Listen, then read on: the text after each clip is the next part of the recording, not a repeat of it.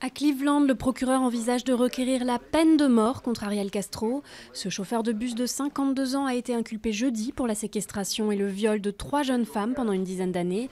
Dans une lettre retrouvée chez lui, Ariel Castro affirmait être un prédateur sexuel et demandait de l'aide.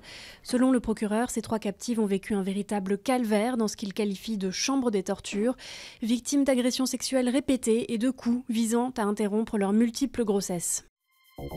Le patient atteint du coronavirus proche du SRAS pourrait avoir contaminé 3 personnes lors de son hospitalisation. Un voisin de chambre, un médecin et une infirmière présentent des symptômes similaires.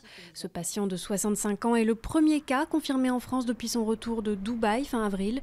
Au total, 3 personnes ont été touchées dans le monde depuis la découverte du virus mi-2012 et 18 d'entre elles sont décédées. Un adolescent de 17 ans qui circulait en voiture a été tué d'une vingtaine de balles à Marseille. La victime était originaire d'une cité sensible des quartiers nord et connue des services de police pour des affaires de stupéfiants.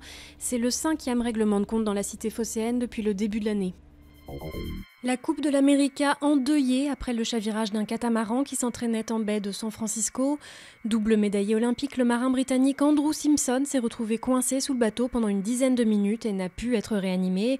Ce décès pose la question de la sécurité de ces Formule 1 des mers capables de dépasser les 40 nœuds, soit 75 km/h. Le soleil avait rendez-vous avec la lune en Australie ce matin. Les amoureux du ciel se sont retrouvés pour observer une éclipse solaire partielle, la lune ne recouvrant pas totalement le soleil. Ceux qui n'ont pu assister au spectacle devront patienter un peu avant la prochaine éclipse solaire totale. Elle est prévue pour 2028 à Sydney.